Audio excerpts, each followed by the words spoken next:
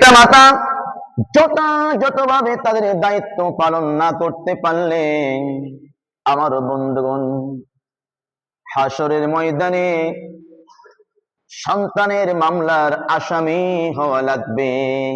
এই কথাটা শুনে একটু কেমন লাগার কথা স্বাভাবিক। যাদের জন্য মাথার ঘাম পায়ে ফেলে সারাটা দিন মেহনত করলাম, ওই সন্তানের জন্য আবার হাসরের ময়দানে আসামি হওয়া লাগবে, কেমন কথা।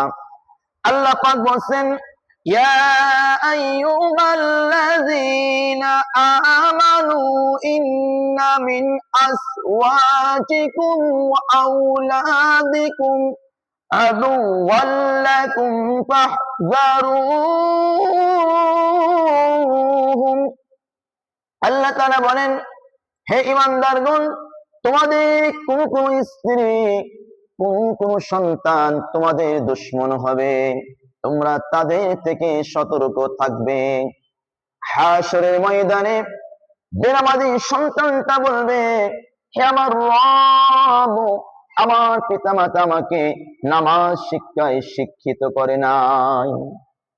গায়িকা নায়িকা মেয়েটা বলবে, হে আমার রব, আমার পিতামাতা তাদের পকেটে টাকা খরচ করে করে আমাকে গানের স্কুলে ভর্তি করেছে, নাচের স্কুলে ভর্তি করেছে, অভিনয় করার জন্য তারা আমাকে উৎসাহিত করেছে, কিন্তু আমাকে কোরআন শিক্ষা কেন্দ্রে আমাকে ভর্তি করে নাই। বেপরদা স্ত্রীটা বলবে, হে আমার রব, আমার স্বামী আমাকে বেপরদায় রাখছে, আমার স্বামী আমাকে পর্দায় রাখে নাই, আমাকে বোরকা কিনে দেয় নাই।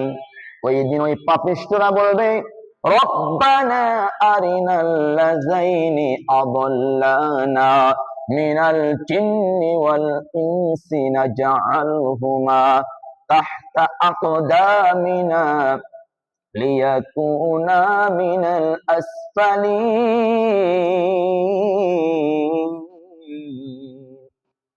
হে আমার রব, ওই সকল জিন আর মানুষগুলো কোথায় যারা আমাদেরকে পথভ্রষ্ট করেছিল, তাদেরকে আজকে আমরা পদদলিত করে আজকে জাহান্নামে যেতে চাই।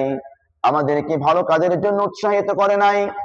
আমার বন্ধুগণ, তারা ওই দিন বাঁচার জন্য যে সকল অভিভাবক আছে তাদেরকে দায়ী করবে।